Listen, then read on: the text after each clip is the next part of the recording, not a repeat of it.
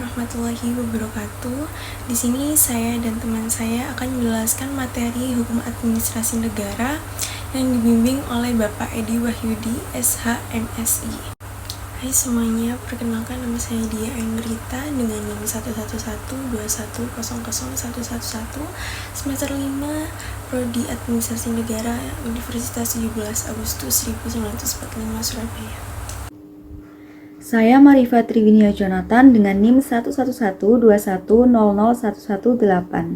Jadi teman-teman, di sini saya akan menjelaskan peristilahan dan ruang lingkup hukum administrasi negara. Hukum administrasi negara sendiri dikenal berbagai sinonim, yaitu hukum tata usaha, hukum tata pemerintahan, dan hukum administrasi. Hukum administrasi sendiri memiliki beberapa istilah.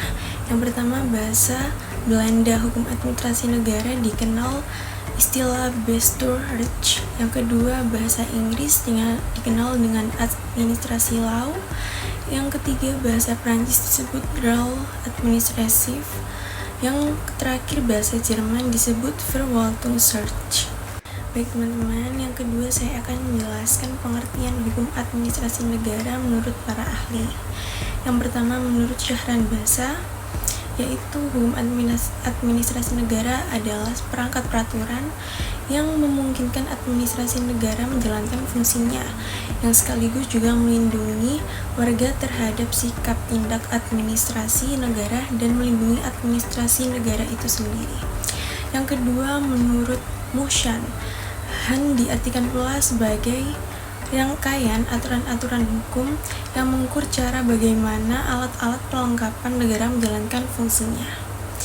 Yang terakhir, menurut Van Appeldaam, yaitu hukum administrasi negara adalah keseluruhan aturan yang harus diperhatikan oleh para penguasa yang disertai tugas pemerintahan dalam menjalankan tugasnya. Jadi teman-teman, yang kita bisa uraikan dari penjelasan yang telah saya jelaskan tadi, yaitu hukum administrasi negara itu keseluruhan peraturan tentang aparat pemerintah dalam melakukan berbagai aktivitas atau tugas-tugas negara guna mencapai tujuan yang telah ditentukan.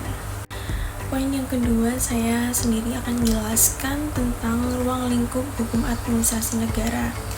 Yang pertama, hukum administrasi negara berkenan dengan kekuasaan eksekutif, namun pengertian kekuasaan eksekutif tidak sama dengan apa yang dimaksudkan dalam konsep trias politika.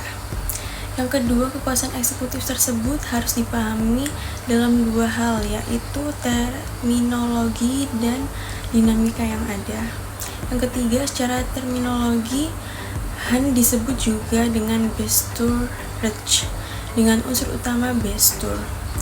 Dan yang terakhir, di Belanda, hukum administrasi dapat juga disebut Bestuursrecht. Ruang lingkup Bestuur adalah fungsi pemerintahan di luar fungsi pembentukan peraturan dan peradilan. Di sini saya akan menjelaskan hubungan hukum administrasi negara dan hukum tata negara serta subjek dan sumber hukum administrasi negara. Hukum administrasi negara adalah hukum yang menjelaskan peraturan-peraturan mengenai segala hal penyelenggaraan negara yang dilakukan oleh aparatur negara guna mencapai tujuan negara. Tata negara berarti sistem penataan negara yang berisi ketentuan mengenai struktur kenegaraan dan substansi norma kenegaraan. Hubungan antara hukum tata negara dengan hukum administrasi negara adalah hubungan antara dasar-dasar negara dengan pelaksanaan teknisnya. Hukum tata negara memberi tugas, kekuasaan, dan jabatan pada lembaga pemerintah, sedangkan hukum administrasi negara mengatur cara menjalankan tugas dan administrasi tersebut. Menurut para ahli, salah satunya Van Vollenhoven, menyatakan bahwa yang termasuk dalam hukum administrasi negara adalah semua peraturan hukum nasional sesudah dikurang hukum tata negara material, hukum perdata material, dan hukum pidana material. Hubungan antara hukum tata negara dengan hukum administrasi negara yaitu bahwa badan-badan kenegaraan memperoleh wewenang dari hukum tata negara dan badan-badan kenegaraan itu menggunakan wewenangnya harus berdasarkan atau sesuai dengan hukum administrasi negara. Pembahasan kedua adalah subjek dan sumber hukum administrasi negara. Adapun subjek hukum dalam hukum administrasi negara adalah pegawai negeri, jabatan-jabatan, dinas dan BUMN atau BUMD, daerah-daerah swapraja dan swatantra, dan negara. Sumber hukum administrasi negara terdiri dari sumber hukum material dan sumber hukum formal. Sumber hukum material adalah faktor-faktor masyarakat yang mempengaruhi pembentukan hukum atau faktor-faktor yang mempengaruhi isi dari aturan-aturan hukum. Sumber hukum ini merupakan faktor yang membantu pembentukan hukum. Sumber hukum material terdiri dari 3 jenis. Yang pertama sumber hukum historis, sumber hukum sosiologis, sumber hukum filosofis.